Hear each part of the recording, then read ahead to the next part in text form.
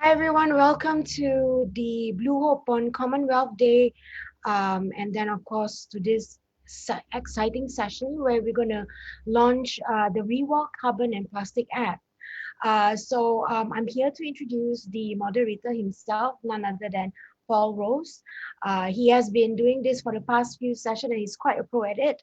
He is none other than an explorer, a broadcaster, an expedition leader, National Geographic Pristine Scenes, and also Vice President of the Royal Geographic Society from 1999 to 2002, and of course, Blue Hope Ambassador. Herewith, without any further ado, I'd like to hand over the baton to Paul. Paul, over to you. Thank you, Nora, and hello everybody. Thanks very much for joining us today on Commonwealth Day, and thanks to all of our panelists. We've got quite the session lined up for you.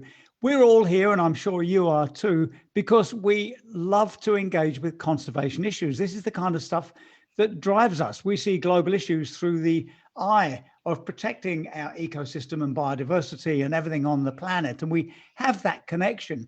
But it's important for us to realize what it is. What is that common denominator that drives us? It could be clean water.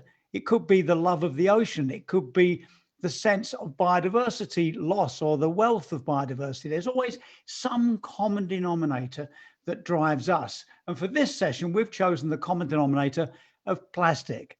Let's face it, awareness of plastic issues has never been any higher than it is today.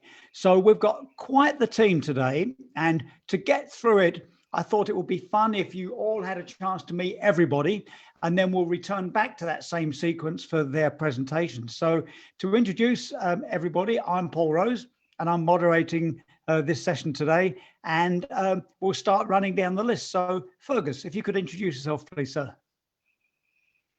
Hi everyone, thanks for joining us. I'm Fergus and I have a packaging background, and recently I've been working in my spare time with Blue Hope on the ReWild app, and I'm going to tell you more about it later. Thank you, Fergus. And David, please. Hi everyone, I'm Dave Thomas. I've worked for the Foreign Commonwealth and Development Office for over 20 years now, various postings around the world. I'm now Deputy High Commissioner here in Kuala Lumpur. And throughout my career, I've seen, environmental issues just continue to rise up the agenda. I've had the pleasure to work on them, and hoping to talk a bit more about that in a moment. Thanks. Thank you very much, David. And Deborah, please. Hi, so my name's Deborah Sachs, and I'm the Waste and Resources Specialist for the Department for International Trade in London, the UK government. And what that means is that I have a detailed interest in how much waste there is, where it goes, who looks after it, and what should happen to it. And so I work with the government here on policy and trying to understand how to put in place the right kinds of policies, and then the equipment and systems to actually do it. And then I work with governments around the world to try and do the same, share some of our experiences, lessons learned, and also the equipment and the systems and the companies and the people who can actually implement it. So it's all about doing the right thing with the material. Thank you very much, Deborah. And next up, John, please. Thank you. Thank you for having me speak today. Oh, there's two Johns. Oh. Sorry, John Robertson. Sorry, John Bamford. Apologies. Sorry, John. Thank you for having me to speak today. My name's John Bamford. I'm head of advisory at a company called EcoAct, and I lead a team of consultants working with corporates, many of whom are in the FTSE sort of 250 size, and working across many different sectors to support their understanding of their environmental impacts, but also to create strategies to address climate change and their impact. I spent 15 years in the field of sustainability and climate change, specifically within energy and carbon.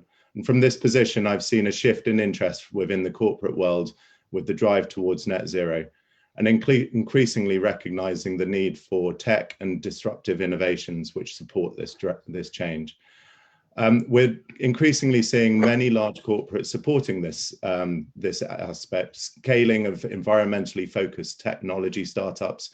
And I'm really excited to see what we and getting the right stakeholders in the room can really achieve. Thank you, Paul. Thank you very much, John. And next up, Graeme, please. Hi, hello. I'm the publisher of Geographical magazine and Dive magazine in the UK. We've been reporting on and campaigning about plastic in the oceans, climate change and connected issues, all for an awfully long time. And it now feels as if this is coming to the point where things have to happen. This is the decade where we have to make change. Brilliant, Graeme. And then next, John Robertson. Apologies for not twigging there were two Johns. Come on. That's okay. So I'm John Robertson. I come from a higher education background. I was the Director of Administration at the School of Biosciences, and I was the chap that Benoit approached to set up a partnership with the Savo Wildlife Department back in 2007. Between there and now, I traveled the world with governments and doing negotiations for institutional mergers at a higher education level. I recently was the Director of Advancement at the University of Malaya in Kuala Lumpur, and it's taken me 13 years to get back. Great stuff, John. And next up, Datuk Wong. Dr. Wong, please. Yeah, hi, my name is Wong Suti. I'm Malaysian wildlife biologist and a forest ecologist. I'm the founder and the chief executive officer of the Borneo Sun Bear Conservation Center. So for the last 23 years, I've been focusing my work studying wild sun bears, and then 13 years ago, I established this Borneo Sun Bear Conservation Center based in Sanakan, trying to conserve sun bear through a holistic approach. Although my work is focus on sun bears, but my ambition is quite big, and I'm a greedy person. I want to, involve in any wildlife conservation and try to get humans and wildlife live together, and how we all should live harmoniously with nature. With the global climatic change that we are seeing, with the pandemic that we're experiencing right now, this is the time for us to work really, really hard to save us all. This is now or never. So I'm looking forward to work with you all and learn from all of you. Thank you. Great. We love it. Thank you very much. We love that sort of shared ambition. Thank you. And of course, now it's Simon Christopher, the man that we all revolve around. And so come on, Simon, introduce yourself again, please.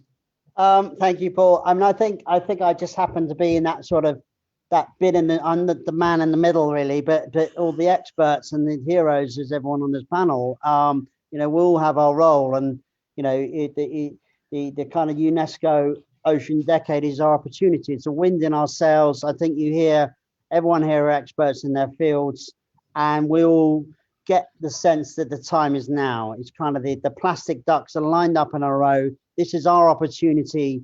This is mankind's opportunity. We can do this. Nature can recover, but we have to act now. And this webinar, without putting too fine a point on it, I think could be the catalyst that will kind of equalize and really start bringing some change on a global level. But let's hear what everyone else thinks, because I'm the storyteller, and we need everyone to be on the same page with this, because everyone needs to think, yes, this hopefully everyone comes away from this thinking, yes, this has got legs, and let's do it. We've got 10 years to drive a circular economy, and that's been the ambition of ReWild. Fantastic. Well, thank you, everybody. So for the audience watching, this is all of us, and we're now standing by for our more in-depth presentation. So first up, if it's okay, we'll do the same circuit, and we'll come back to you, Fergus, for your presentation, please. Thank you, Paul. So I think I'm going to just run through briefly the concept behind ReWild, and tell you all about the idea and how it's going to work and why it's important. So ReWild is going to be a mobile application that will monetize plastic waste, and it's going to also help track carbon savings. It's going to raise awareness and for ecological conservation. So it's got the whole link. You're going to scan your plastic bottle on one side. You're going to be given a tangible value for that plastic bottle. That value can then be put towards yourself, and you can save money, or you can send it to ecological projects anywhere in the world. So that's sort of the basic concept behind it. And the reason it's really important is it's going to serve as a catalyst of transition between a linear economy and a circular economy. So it's going to really hold on to the value of the plastic material. So as producers make the plastic, the idea is that we're going to attach a value onto that, similar to a carbon tax, except it's going to be within the plastic, because the plastic, when it's produced, produces lots of carbon and is also associated to that. And then it's going to continue down its life cycle, and it's going to hold the value. And then when you get rid of it, it's going to give you some value back. But as long as you get rid of it in the right way. Plastic is actually an amazing material, and it's got lots of great uses and functions. So it's best if we can just keep it going round and round. So that's sort of the strategy to turn the linear economy into a circular economy. And the reason it's important is I was recently listening to a webinar with the founder of Octopus Energy called Greg Jackson, and he was talking about how he disrupted his industry, and disruption is most needed in industries where that underserve their customers and society. And I believe that the waste industry is underserving its customers and society through not having as much control about where that waste goes. So Greg Jackson disrupted the industry in energy, and I think ReWild can disrupt the industry in waste management. Great stuff, Fergus. Thank you very much. And I just love it because we are used to using apps, and there's just a sense of, you know, encouraging and sort of driving behavioral change through something simple like an app, and the fact that, guess what, this waste plastic actually has some value. So absolutely brilliant. Thank you very much. And next up, if I may, is David Thomas. Thanks, Paul. I guess I've been asked to talk about who should lead efforts to find solutions to these problems. I guess my answer would be, well, it's everyone, really. It's that simple, and it needs to be approached from every angle. I don't think we can have one leader or one sector focused on the problem. It's got to be joined up from governments, local, regional, national, international, private sector, not just the big players, but all the SMEs, civil society. And I know that's the model that's been promoted, for example, by the UK charity WRAP, who set up UK Plastics Pact, ensuring that all stakeholders get a voice at the table, and they're now promoting that model around the world. It sounds, I know, a bit cheesy, but pollution knows no borders, and all that international collaboration is absolutely critical. And on every angle, I don't think we can come at this just from a sort of plastic waste perspective. It's, I think, something you said at the start, it's whatever motivates someone. For example, climate change, obviously with COP26 in Glasgow coming up at the end of this year, is massively high on all agendas. And I saw some research recently that says that plastics account for 3.8% of global greenhouse gas emissions. Putting this in perspective, that's almost double the emissions of the aviation sector. And I quite like this soundbite. If it were a country, the plastic kingdom would be the 5th highest emitter in the world. So given that over the past 4 decades, global plastic production has quadrupled, if this trend continues, apparently emissions from plastics are going to be about 15% of the global carbon budget by 2050. So if you care about climate change, then you have to care about plastic waste too. And there are so many other issues we could talk about like this, whether it's biodiversity. I read there'll be more plastic in the sea than fish by 2050, for example. Or you might care about social health issues and the toxins given off from burning plastic waste or other landfill related issues. So I think, as I say, for me, it's about getting everyone involved and it's approaching it from every angle to influence and motivate people to take action. Thank you. Thanks very much, David. It's a great focus, that. And it's true, isn't it? I mean, now that we really can prove and understand that, you know, plastic is in us, you know, nanoplastic is in us. It's in part of the food chain. Therefore, now we realize that there's this sort of out of control chemistry experiment going on inside our own bodies. It surely must be the motivator. So, you know, now's the time to act, and we can use plastic as the common denominator for smart decisions. And so next up, Deborah, please. Thank you. Oh yeah, so Simon asked me about the role of government in this whole sort of chain, and we've heard some amazing activities from the not-for-profit sector and in the wider community. But I think there is a need just to take a step back and say, you know, we've got a massive market failure here. There are some people putting a material into the market, into the world, and they're not paying for the true costs of managing it to the end of its life. So we know who those companies are, sort of Kraft and PepsiCo and Nestle and all the sorts of people that John Bamford probably works with. And they're putting these products onto the market and they're selling the goods, and then the impact of the packaging is falling on the wider environment. So the role of government is to tackle that. So the government needs to put in place a policy, bring back some resources into dealing with that issue. In order to do that, the government needs to have some really good information. You need to know what materials are out there, where it's coming from, how much of it is, what kind of material it is, where it's going at the moment, and then set up a strategy as to who should actually be dealing with it. So what bodies should be collecting it, what bodies should be then treating it, sorting it, baling it, reprocessing it into new plastics, or disposing of it if it can't be recycled into new plastics. There's a whole lot of information out there, and we have really good understanding. But in the UK, for instance, and in Europe more widely, there's extended producer responsibility coming forward. So if you are a company that puts something on the market and it's difficult to manage, like a Tetra Pak or a pouch with lots of different kinds of materials embedded in it, you have to pay more. It'll be taxed. You actually have to pay more in order to deal with the cost of managing that product when it's been used. And that's EPR, that extended producer responsibility system, will pay for this collection, the sorting, public communications, all the different issues that are needed in order to deal with that material. Because the key to this is to make sure the material is properly collected. So your best friend is your bin. And then the next best friend is the baler and the sorting equipment. And you get a nice clean bale of PET plastic or something, it's worth real money. And if you have a messy bale of mixed materials with paper and card and textiles and food in it, it's worth nothing. So the labour and the resources that are needed in order to put to transform mixed waste into a nice clean product is where the money needs to go.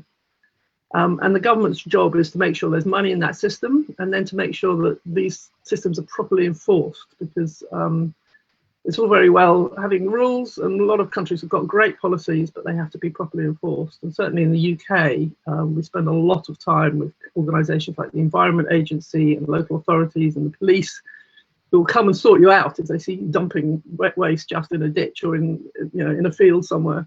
And it happens all the time. Waste crime is a big issue in the UK, and it's a huge issue around the world. So the rule of law and the enforcement of those policies is absolutely fundamental. And then the government really needs to just set out that strategy and make a plan for what facilities are needed, and whether it's reprocessing equipment for the stuff that can be easily reprocessed, whether it's reuse systems, or whether it's disposal in sanitary landfills that keep the materials safe, or energy from waste, which gets energy from materials that can't be processed in any other way. So you've really got to understand what the potential future is of all this material and how best to use it. And then in some of the earlier sessions, there was discussion of biodegradables, and I think they play a really important part in this chain. But we also have to understand how they are best managed, and where they fit and what they're suitable for. So it's another whole area of work which I think we need to talk about. And the government can promote the reuse and recycling and challenge the whole disposable economy, but there's a lot of other people who are good at that. So I think the role of government is really to make sure that people follow the rules and that they're properly enforced. Thank you very much, Deborah. As you know, I'm the UN ambassador for the Basel, Rotterdam and Stockholm Conventions. And it was here in Geneva, just over a year ago that was passed in the new law on plastic waste. And that came into force January 1st this year. And it's so great. There's something now called prior informed consent. And we now we can almost see the end of this dumping of plastic waste on countries. And of course, as you've all seen in the news, for the first time in many years, these containers of plastic waste being returned to sender, as they say. So it's really been quite something. Thank you. And now, John Bamford, please. Thanks, Paul. So yeah, Simon has asked me to just give a sort of brief introduction into the link between sort of carbon and plastic, and I think a lot of it's been mentioned today, and it doesn't take sort of scientists to really sort of understand it in its sort of rawest form. So carbon is essentially sort of intrinsically linked to plastic. Plastic is essentially produced through fossil fuels, and the burning and the production of fossil fuels is essentially carbon. So there you can see that there's that link, but there's more to that. So one is a naturally occurring substance within our atmosphere. This is the carbon side, obviously. It is more often now the plastic is naturally occurring within us, as you mentioned, Paul, and that's not the ideal situation. But with carbon being naturally occurring, it is the makeup of everything that lives, and essentially, the other is man-made. So both are increasing due to the impact of humans, and they're both impacting on our environment and our biodiversity. And as Deborah mentioned, there's legislation, there's initiatives such as the EPR, which is moving that sort of man-made business model, as Fergus mentioned, from a linear model, which essentially just sees a pass-through of goods right the way to the end, and sort of disposal of a product, right the way exchanging that and moving that to a more circular one. And that's a really important factor in terms of that link between the sort of carbon, plastic, climate change, and biodiversity. So really trying to explore that, and we've mentioned before disruptive technologies around how perhaps the ReWild app can really make a change and sort of track through where we are producing carbon and actually extracting it out. I mean, the impact or the possibility of this is tremendous. And I think one of the strangest aspects around plastic, and this isn't the scientist part of it, is that it has been a commodity. So businesses such as those that Deborah mentioned, they've been using it as a commodity. It's packaging their products, it's being used in their products. And so it had value, and it still retains that value. And that's really an element that we need to grasp hold of. We need to really make sure that it's possible to extract that value back out and actually make it worthwhile for people to take on the ReWild app and circular economy linked to that. Okay. Great stuff, John. Well described. Thank you so much. And now, of course, over to Graeme, if I may. Hi. My readers in both Geographical and Dive have been very aware of these issues for a very long time. And I feel that both sets of them are on the sort of cutting edge of awareness here. Divers have always been very active in campaigning about the ocean. The issues of pollution, plastic pollution, were so self-evident. They became aware of them very early. We did our first climate special edition back in 2008 for Geographical, and we've done 4 more since then. We'll be doing another one that will be available to all trains going into Glasgow for the COP26 and all the hotels where the convention will be held. And the issue there, the running title for that is, can we save the world? And I think what my readers, the feedback we get from our readers is they're very aware of the issues. They know the problems. The whole world knows the problems.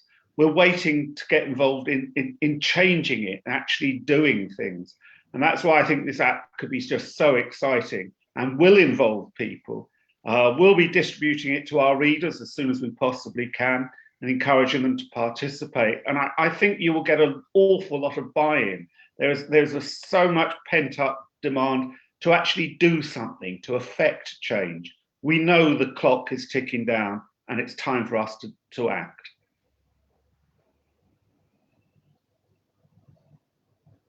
Great stuff, Graeme. I love the idea of everybody on the way to COP26 gets that magazine. That's brilliant. That's exactly the way to do it. Absolutely love it. Thank you, sir. And now, John Robertson, please. Thanks, Paul. So I'm John. I'm the Director of Public Relations and Development at the Danau Girang Field Centre, based here in Sabah, Malaysia. And I had a little to do with the setting up of the centre back in 2007, when it was created by a formal partnership between Cardiff University and the Sabah Wildlife Department. So the research that's undertaken by the centre, very broadly, is looking at the different species and how they're adapting to living in their fragmented landscape. This has led to the publication of over 120 peer-reviewed academic articles. We've produced 26 PhD students, 26 master's students, and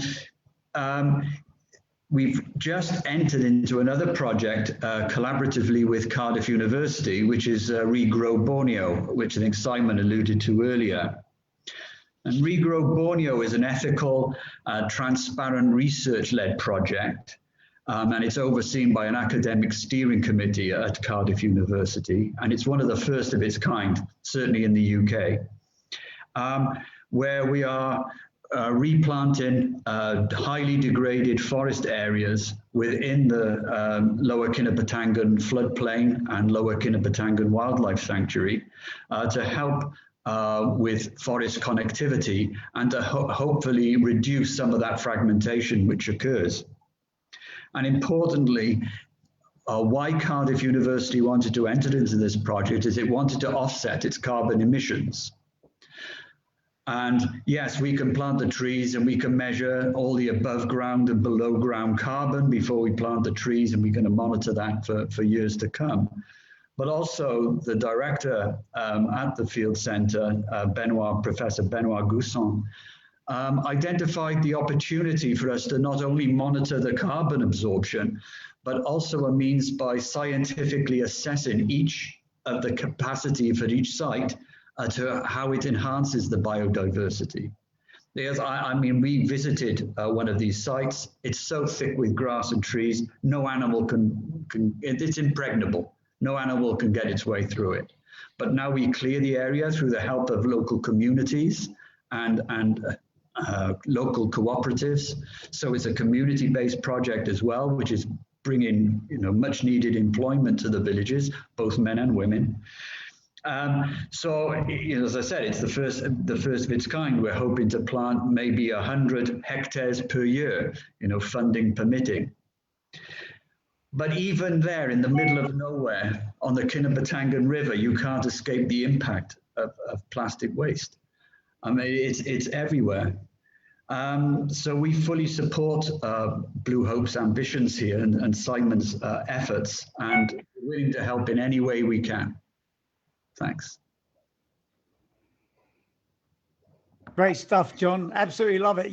The total commitment that comes from science and industry and government and society at large. It's absolutely fantastic to be hearing all this. Thank you again, John. And now if I can reintroduce Datuk Wong. Dr. Wong, please. Well, yeah, I don't have the Datukship yet, no.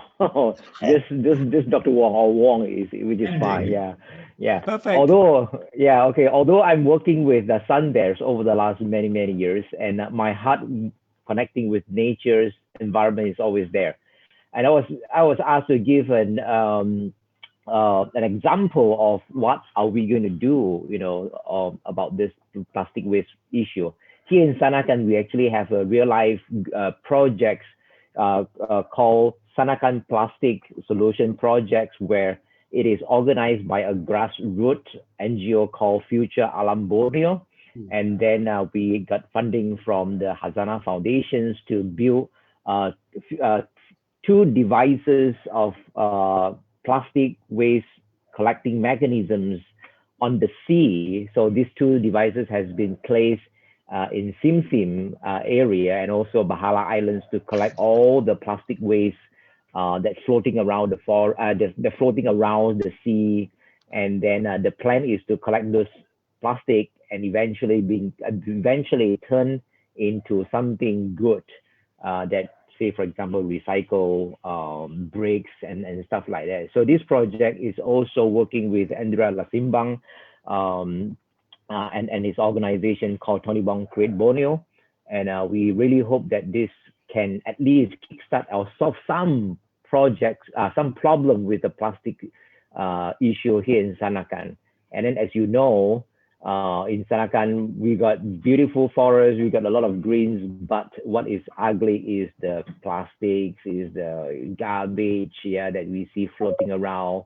And we hope, with this project, it actually can kickstart some, help local authority solve these problems of plastic waste over here.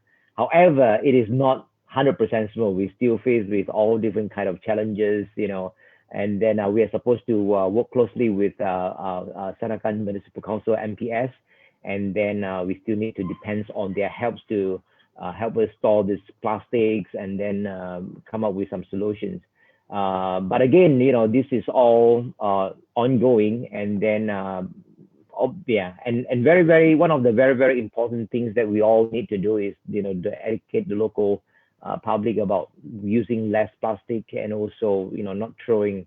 If you've been here in Sabah long enough, you realize that there are some people that are still like chucking plastic bags or cigarette butt and everything out of their car window and things like that. So obviously the work is not done yet. There's a lot of things to do, but it's not impossible. I spend a lot of times in Taiwan and looking at how effective is the recycling projects over there. I live in the States and see how people over there deal with garbage. And another good example is like in Singapore, garbage never touched the ground. So this is a lot of commitment and also a lot of working hard together. And for me, as myself, although I'm a wildlife biologist, my heart is always on the environment. And we hope that through this grassroots local projects that we have here in Sanakan, it can inspire other places. You just imagine that other places would do the same thing, then we can solve this plastic issue. Yeah, thank you. Oh, great stuff, Wong. Absolutely love this. You describe it as a grassroots project, but to me, it feels like global leadership. We love this kind of thing. This is exactly what we need. Thank you very much. And of course, Simon Christopher. Come on, Simon, over to you. Thanks, Paul. I think we've done a slight disservice to Wong, and in fact, I'd like to play his, because he is a champion, and CNN have recognized his efforts, and so we can just play the two videos. There are two videos we got stacked up, so we'll start off with the one from Danau Girang, so we can look at what John is working, the whole food chain, and this is really what we're trying to protect. And then we'll go to the CNN hero videos, and then I can say a couple of words. Thanks. So if we could play the two videos, please, Alphonse. Thank you. So this is Danau Girang, called Borneo Jungle Diaries, and this was a series we did a few years ago, and it's amazing. It's an amazing location, amazing people, amazing animals.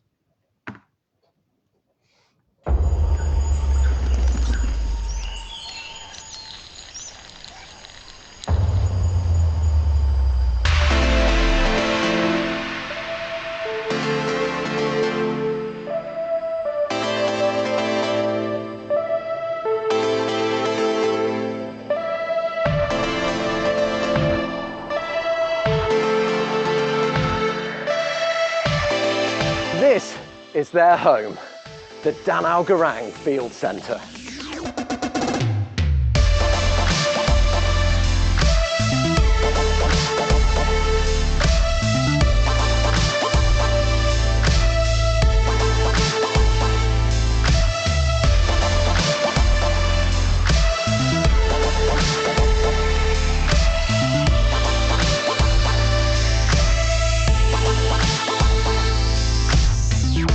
Before release, we need to monitor, then we can release it this evening. So just in here, we've got a tarantula who's just had spiderlings. There must be at least 10 in there. Snakes are not that common, but I always hope. We'll try again tomorrow.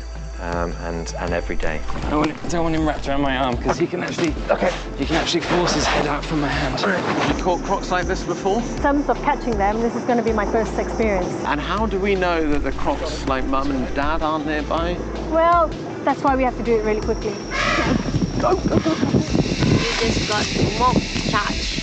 That's a mock charge, That was is it? not a real charge. It's just to scare you off. It works.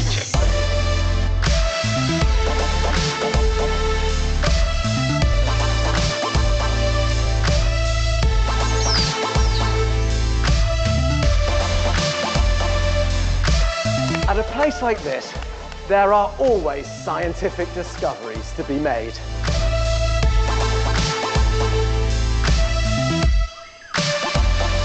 Higher! You gotta be pretty strong.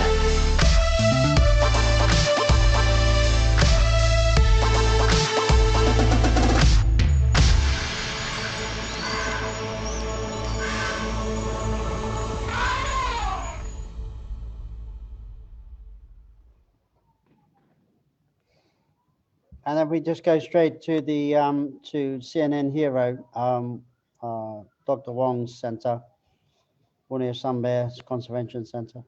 Thank you. The rainforest in Borneo is a very special place. It's just filled with life.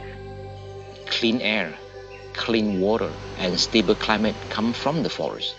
But this amazing place is slowly disappearing. Sun bear live in tropical rainforest in Southeast Asia. They play very important roles that keep the forest healthy and everything in balance. But the forest in Southeast Asia has been widely deforested. And they face a lot of threat from hunting and poaching. Sun bears are in deep trouble. I grew up by rescuing birds and so on. I study wildlife biology and I met a professor. He was looking for a Malaysian student to do a study on sun bear. I said, hey, I'm your man. When I first started, no one has ever studied sun bears. The more I learn about them, the more I care. The more I care, the more I worry. I have to help them. Okay, let's get started. So this is the portion for chin. I established this center to ensure the survival of the sun bear. Breakfast is served. We have 44 sun bears brought in for various reasons, including people keeping them as illegal pets. So this is Mary. Most people call me Papa Bear. But I want bears to live in the forest and not in captivity. Yeah, open up door 11 right now. Number 1 is out, number 2, 3. The bears spend their daytime in the forest enclosure, ready to explore the forest and have a lot of happy hours. They learn to forage, to climb tree, getting themselves ready to be released and survive in the forest one day. Where do they sleep? Spend time here, you'll see the bears sleep on top of the tree. When I see visitors excited about the sun bears, I feel like a proud father. The sun bears is climbing the tree. They can climb 50 meters above the ground. People can see how special is the sun bear and learn about how their survivals are important to ours. Good boy. Yeah, I know, you're a good boy. I'm very humble of serving the sun bears, but my ultimate goal is everybody can live harmoniously together in the planet we call home.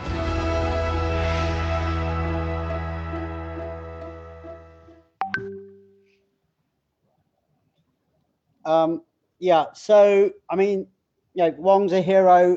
You know, I think everyone's heroes. Everyone needs to become heroes because we can all make make a difference. I think the most exciting thing about the app is that we're in the process of starting what's going to become a new plastic decade, and plastic will actually become monetized, and that's a really exciting thing. And you know, loss of biodiversity and all these things, they're big words, but the bottom line, it boils down to, you know, there's a bit of human nature here, and we got to go through a spiritual and cultural change, whether it's we're selfish or the inaction. The point is, we've got to make a change, and the way to people's hearts, particularly now because of COVID, is if in fact everything that we're using you can monetize, and particularly in Asia, we've got tens of millions, well, certainly millions of people who wake up in the morning, they don't know how they're going to put food on the table, and that's a big problem. The fact that they can go to the beach or can go to the river and collect plastic and monetize that is really exciting. We're talking about the biggest, largest and quickest cleanup on the planet, and we need to do that. That's what we need to do. We need to monetize this resource, and so that's what ReWild is all about, but defining it over 10 years and saying, right, year one is phase one. We're going to go for a geographical landscape. We're going to do 12 countries, locations. I'm going to hold everyone's hand to the radiator and say who's going to be first. It's a bit of a race. You go to Malaysia and say Malaysia plastic neutral, very difficult, take 5-10 years. Start with Sabah. Why Sabah? Because it's got more biodiversity, and we can do it. 4 or 5 million people, 20-30 tons of plastic arriving on Sabah shores every single day. That's 20-30,000 kilos of plastic. Once the EPL comes in, that's 1 or 2 ringgit per kilo of plastic. That's a huge workforce, and that's food. That's makan. That's food on the table every day. And so everywhere will react differently. So Singapore will be different. New Zealand will be different. Ireland will be different. Will it be Wales? Will it, and Costa Rica? But we can set up this process. We're doing 12 locations each year. Phase 2, 2022. We'll have learned a lot this year. But as you know, we're going to be showcasing this at the World Economic Forum, thanks to you, Paul. And we're going to be saying January next year, this is where we've got, this is where we're going with it, and who's on it. And I think when people start seeing that this is a new resource, I think going to kickstart something really exciting. So that's kind of where we're at, and exciting times ahead. Great stuff, Simon. Thanks for sharing the vision. That's why we love you, and it's why we're all here today. You know, we love all those problems that come up as big challenges. We all see them as green lights. That's us going. So it falls to me now to field some questions, and I think that we haven't got much time, so we've worked it out, sort of a couple of people per question. And the first is one that's very close to my heart, and it's for David Thomas and Graeme Gourlay. You know, and it's pretty obvious, this one, but we always ask this question, don't we? You know, who should be leading the efforts to find solutions to these problems? You know, who is it that should really lead that? We've only got 15 minutes to the end of the whole session, so just, you know, fairly briefly, what do you think? You know, David Thomas, Graeme Gourlay, who should lead this? Who goes first? You're the expert. I've actually said quite a bit on this in my introductory remarks, I think, with it being everyone's problem, but I'm interested in what Graeme thinks as well. Clearly, it is everyone's problem, but clearly it needs leadership and it needs action. And it's going to be across the whole spectrum. Industry is starting to react. I do quite a lot of trade magazines for industrial societies, gas engineers, water engineers.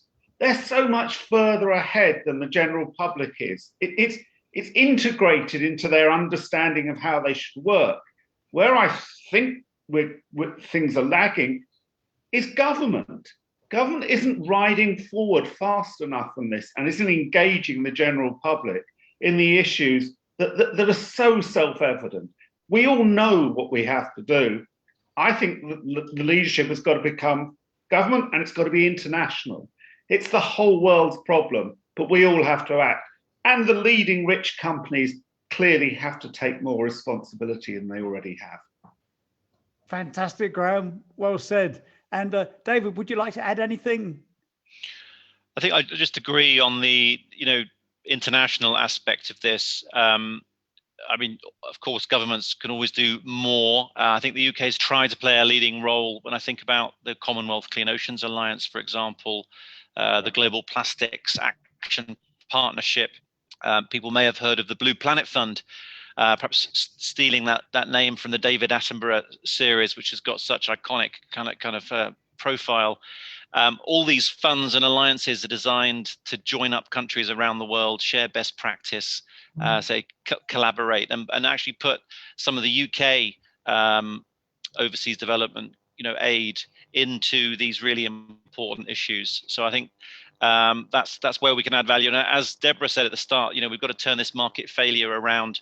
I think we have seen some changes, for example, with the introduction of 5p on plastic bags, and I think that the use of plastic bags then dropped by about 90% in a year. So it can be done. I mean, the abolition of the plastic straws and stirrers, which is seeing that drop off massively. So I think we just need, yes, a lot more by a lot more governments.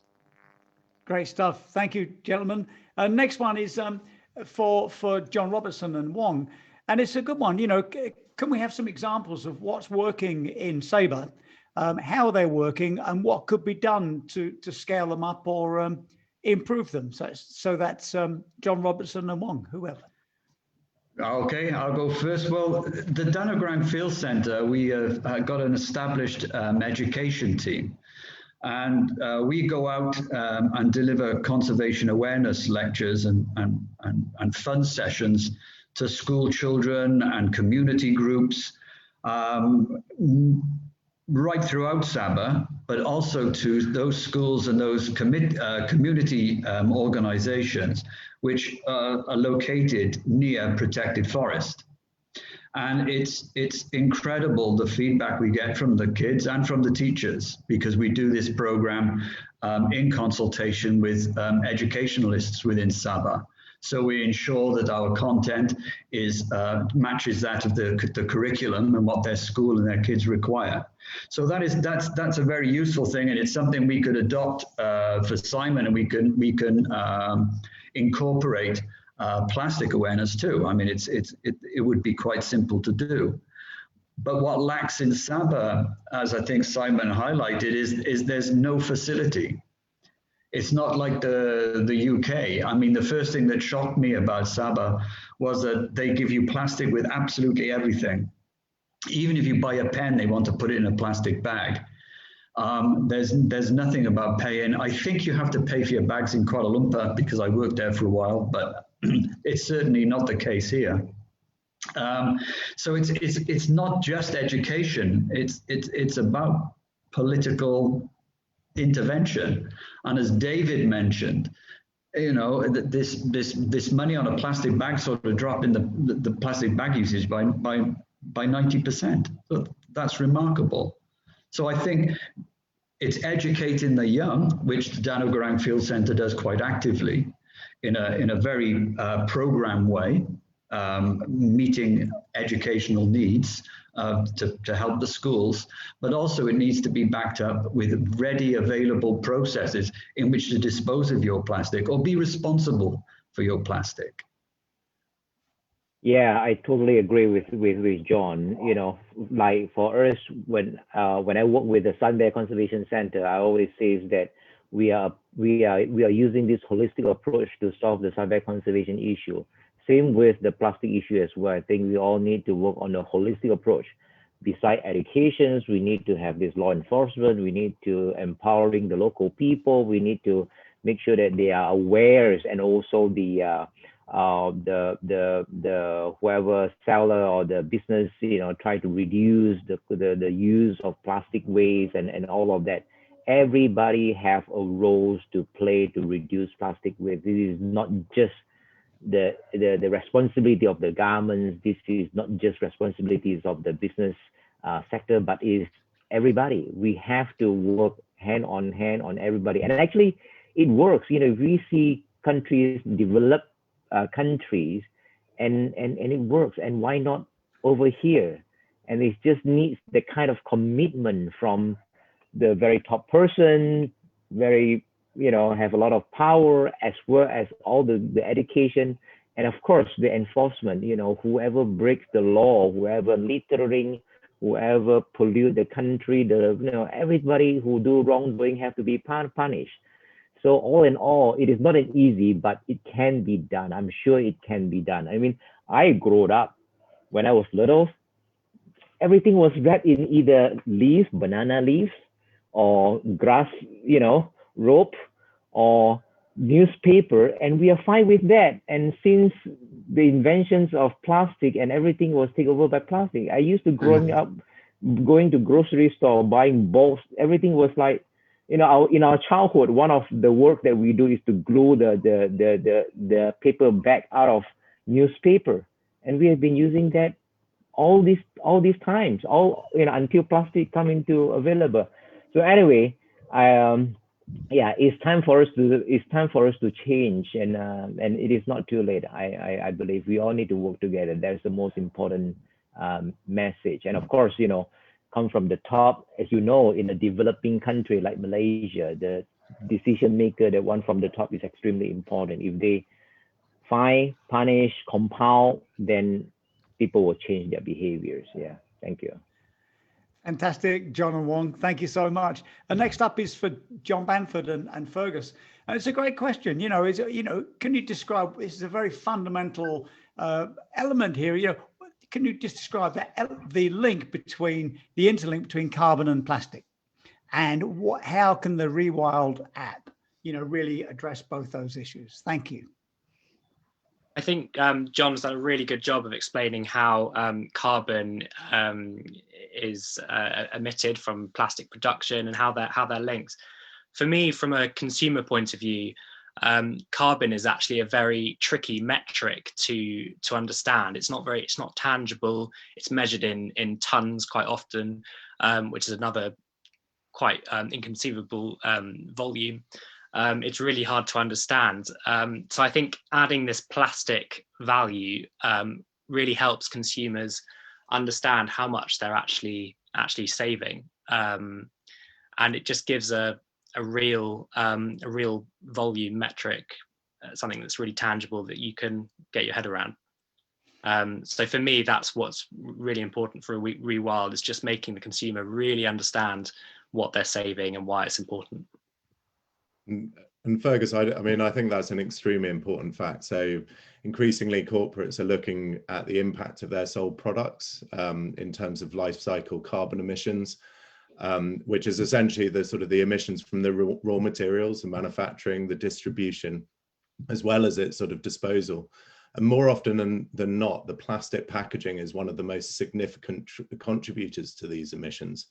And so that just leaves that additional legacy, which impacts our planet, biodiversity far away from our homes. And really, what Fergus was talking about, ReWild brings together that science and technology and links the users to producers, and allowing them both to take accountability. And I think that element of perhaps labeling that I spoke about before, with a plastic emphasis, will really make a change there. And I think ReWild makes that first step towards that. Brilliant. Well described, gentlemen. Thank you very much.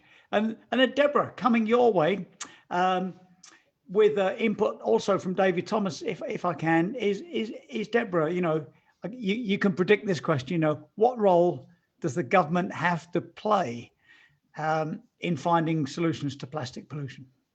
I mean, the interplay between, the population and government is, different in every country. But I think the lessons from the UK are quite interesting, because the Treasury introduced a plastic tax. So anything with less than 30%, any packaging with less than 30% recycled content will be taxed. And that has really got the food industry moving in the UK. Yes. And they didn't do that because it came out of the blue. They did it because of the Blue Planet effect, because there was a huge public push to try and do something about it. So our government is quite responsive and is introducing all sorts of legislation on the back of public pressure. So one lesson is about all of you, to put pressure on your governments and to make a fuss and write to your representatives and make the noise.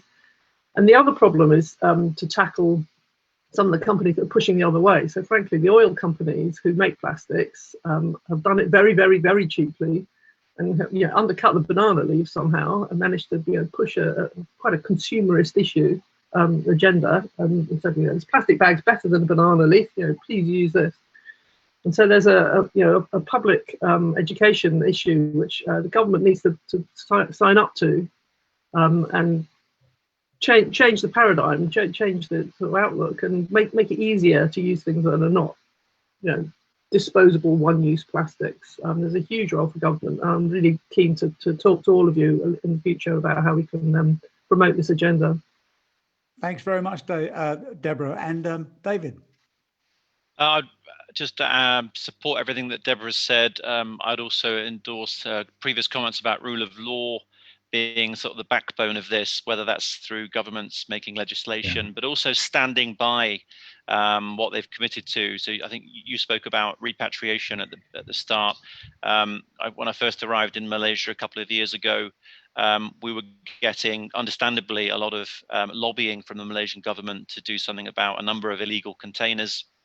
And we did, in collaboration with the Environment Agency back in the UK, end up repatriating back over 40 containers. And I think that really showed, given that the UK imports so much plastic, legal plastic waste, it showed us standing up as well for when things don't go quite right.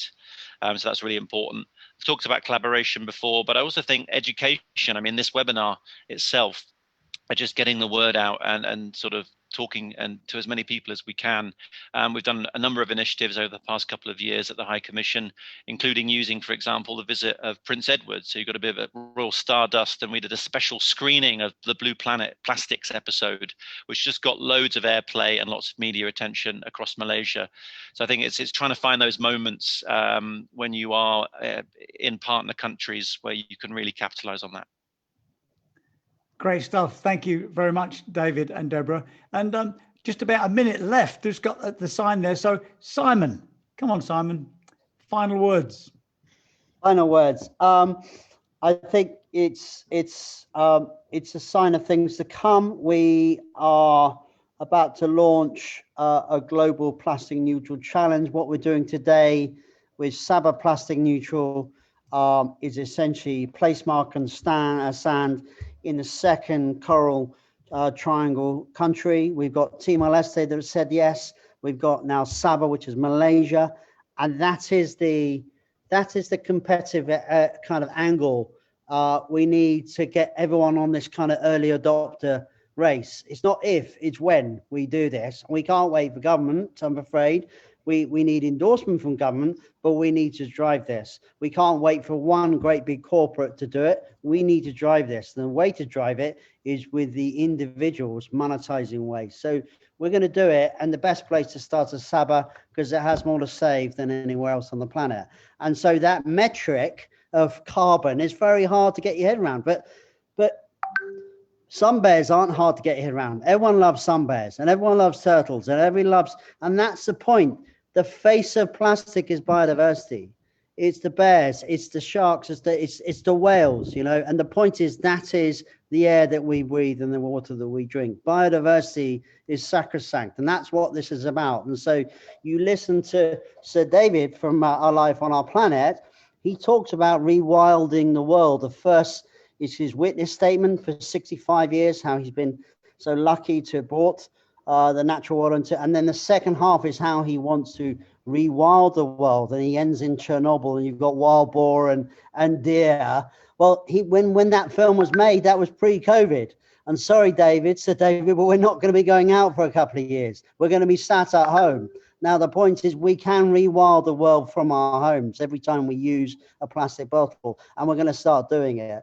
And the point is that people in the UK or in Washington or other places, they're not going to want to monetize another $10, $15 per month or per week. Whereas over here, it's going to be the next food, the next feed. So you've got this amazing raise. But what we can do is set up this support mechanism for each location that becomes plastic neutral. And so the people in the UK, or the people that Graeme, his network that he's built for the last 20 years, they don't want to make another $10, $20 a day, a week from their. So what they can do is they can put that into Wong sun bears, or they can put it into sea gypsies, or they can put it into this. And so that is the equalizing effect.